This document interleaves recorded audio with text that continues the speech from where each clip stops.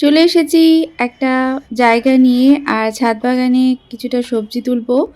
তো ১ম এই যেটা তুলবো সেটা হচ্ছে এই যে আলুর গাছ।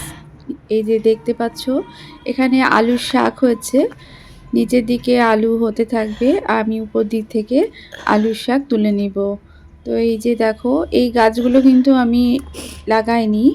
আলুর গাছ কোনো লাগাইনি। আলুর চোচা দেওয়া হয়েছিল সেখান থেকেই সুন্দর আলুর শাক হয়ে গেছে। আশা করি এখান থেকে কিছুটা আলু পাওয়া যাবে, ছোট হোক বড় হোক যাই হোক। তো আগে তো আলু খেয়ে নিই, আলুর শাক খেয়ে নিই। আলুর শাক খেতে কিন্তু খুব সুন্দর।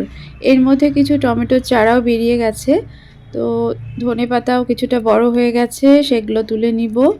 ধনেপাতা দিয়ে বিভিন্ন রকম খাবার খাওয়ার জন্য ধনেপাতাটা নিয়ে নিব। একবার তুলে নিয়েছি আর একবার তুলছি আজকে। তো এগুলো কিন্তু বারবার তোলা যায়, কিছুদিন পর পর বড় হয়ে যায়। আর যে দেখো ঘাস বা বিভিন্ন ধরনের আগাছা বেরিয়ে যায় সেগুলো সঙ্গে সঙ্গে আমি পরিষ্কার করে নিব। কারণ এগুলো থাকলে তো গাছের এনার্জি চলে যাবে, ওগুলোই নিয়ে নিবে ওদের খাবার। তো সেজন্য আমি একসাথে সাথে সেই কাজটাও করে যাচ্ছি। আর তার সাথে সাথে মরা পাতা থাকলে সেগুলোকেও তুলে ফেলে দেওয়ার চেষ্টা করছি। তো অনেকটাই ধনেপাতা এখান থেকে পেয়ে গেলাম। বাড়ির থেকে চাষ করা যে ধনেপাতা সেগুলো খেতে কিন্তু খুব টেস্টি হয়। তো এভাবে এই জায়গা থেকে আমি কিছুটা ধনেপাতা নিয়ে নিলাম। আর একটা ছোট্ট একটা দইয়ের ভাঁড়ে এখানেও দেখছি ধনেপাতা লাগানো আছে, তার সাথে সাথে আলুর গাছ হয়েছে। তো এখান থেকে কিছুটা আলুর শাক আমি নিয়ে নিচ্ছি। এই টবে আসলে জল দেওয়া হয়নি আগের দিন বলে গাছটা একটু নেতিয়ে আছে। তো আমি কিছুটা ধনেপাতা আগে নিয়ে নিই, তারপর জল দিয়ে দিব। এত শীত পড়েছে যে মাঝে মধ্যে জল দিতে ভুলে যাচ্ছি বা সন্ধ্যা হয়ে যাচ্ছে বলে অনেক সময় দেখতেও পায় না। তো একটু জল দিয়ে দিলাম সকালবেলাতেই।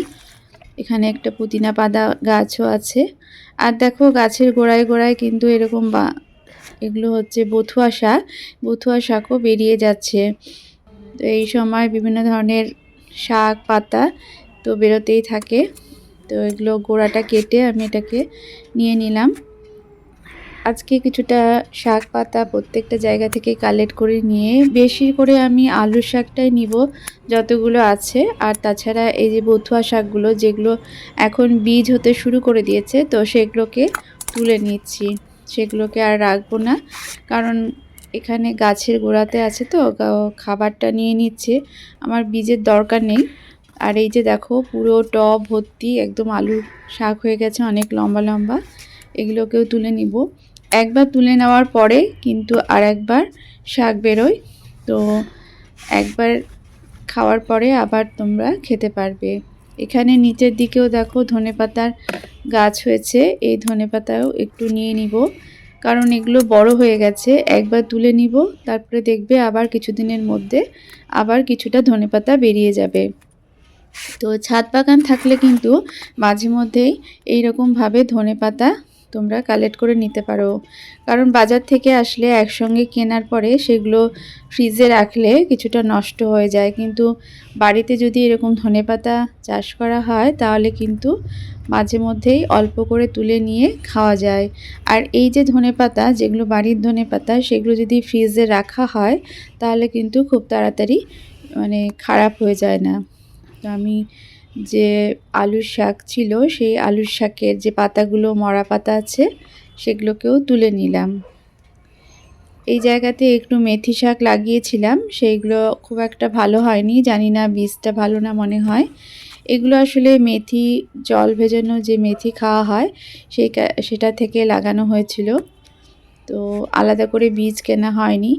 দেখো বিভিন্ন জায়গাতেই কিন্তু আমার আলুর শাক হয়ে গেছে, সেজন্য আজকে ভাবছি যে আলুর শাকটাই করব। তো তার মধ্যেও যদি টুকটাক অন্য শাক মেশানো যায় তাহলে কোনো অসুবিধা নেই। বেশ পেঁয়াজ রসুন দিয়ে আলুর শাকটা রান্না করব। এই শাকগুলো যদি তুলে নেওয়া যায় আর একবার শাক পাওয়া যাবে। আর একদম যখন গাছটা মরা মরা অবস্থায় হয়ে যাবে তখন আমি এটাকে তুলে নিয়ে কিছুটা আলু কালেক্ট করে নিতে পারবো। এই যে টবটা দেখতে পাচ্ছ ধনেপাতাগুলো, এগুলো অনেক দিনই তোলা হয়নি। দুইবার আমার তোলা হয়ে গেছে এখান থেকে অলরেডি। তারপরে তৃতীয়বার আমি এখানে ধনেপাতা কালেক্ট করছি। এরপরেও হয়তো কিছুটা ধনেপাতা পেয়ে যাব। তো দেখো অনেকটাই বড় হয়েছে। এখানে খুব কম বীজই আমার মানে বীজ থেকেই গাছ বেরিয়েছিল, তার থেকেও কিন্তু আমি 3বার আমার ধনেপাতা হয়ে গেছে। তো এতটা ধনেপাতা আমার বেশ সুন্দর কাজে লেগে যাবে। মানে আজকে ছাদ থেকে ধনেপাতাটাও বেশ তুলে নিলাম অনেকটাই। এইখানে ধনেপাতা পুরোটা দেখো, গোড়াটা রেখে আমি কিন্তু পুরোটাই বেশ তুলে নিয়েছি। আরও একটা গাছের গোড়াতে চলে আসছি, যেখানে দেখো পেঁয়াজকুলির গাছ তো হয়েছে, তার সাথে সাথে আলু শাকও হয়েছে। তো আলু শাকগুলোকে আমি তুলে নিলাম। যতটা হয়েছে এরকমভাবেই আমি এটাকে তুলে নিলাম। তো বাড়িতে সবজি চাষ করলে কিন্তু টুকটাক এই ধরনের শাক পাতা তোমরা পেয়েই যাবে। আর এই যে ঝুড়িটার মধ্যে পালং শাক লাগানো হয়েছিল, তো খুব বেশি ভালো হয়নি। তো এর মধ্যে কিছুটা বথুয়া শাক আছে, তো এগুলোকেও তুলে নিচ্ছি যদি পালং শাকটা মানে ভালো হয়। অনেক সময় দেখবে আবহাওয়ার জন্য অনেক সময় ভালো হয় না, বা মাটিটা তৈরি হতে একটু দেরি লাগে, সেজন্যও ভালো হয় না। তো আশা করি পরবর্তীতে একটু ভালো হতে পারে। এই দেখো আমার অনেকটা ধনেপাতা আর আলুর শাক তো হয়ে গেল রেডি। কিছুটা বথুয়া শাক নিয়ে নিয়েছি। আর এই যে লঙ্কা গাছে লঙ্কাগুলো বেশ বড় হয়ে গেছে, এখন না তুলে নিলে কিন্তু নতুন ফুল হবে না। তো এখন অনেকটাই পুষ্ট হয়ে গেছে, যেগুলো বেশ বড় বড় হয়েছে সেখান থেকে আমি লঙ্কাগুলো তুলে নিব। কারণ এখান থেকে যদি লঙ্কা একবার তুলে নিই, তারপরেই কিন্তু নতুন নতুন ফুল হবে। তো সবজি চাষ করার এটা একটা মজা যে সবজি একবার হয়ে গেলে সেটা তুলে নিয়ে আবার কিছুটা যদি সার দিই, বা এমনিতেও যদি তোমরা খোসা ভেজানো জল দাও, তাহলে কিন্তু এখান থেকে বেশ সুন্দর সবজি পাবে। এ দেখো লঙ্কাগুলো কি সুন্দর মোটা মোটা হয়েছে। তো নার্সারি থেকে লঙ্কা গাছ কিনে নিয়ে এসেছিলাম, দুটো গ্রো ব্যাগে আমি দুটো দুটো করে লাগিয়েছি, তো বেশ ভালোই হয়েছে। এই যে কিছুটা বথুয়া শাকও নিয়ে নিচ্ছি। আসলে দেখতে পাচ্ছি যে টবের গোড়ায় গোড়ায় বথুয়া শাক বেশ হয়েছে, তো সেগুলো তুলে নিচ্ছি। আর একটা যে বললাম লঙ্কা গাছ, সেখান থেকেও কিছুটা লঙ্কা কালেক্ট করে নিচ্ছি। তো আমার যেহেতু লঙ্কাগুলো বেশ মোটা মোটা অনেকটাই হয়ে গেল, আশা করি একবার তুলে নিয়েছি বলে পরের বার আবার পেয়ে যাব।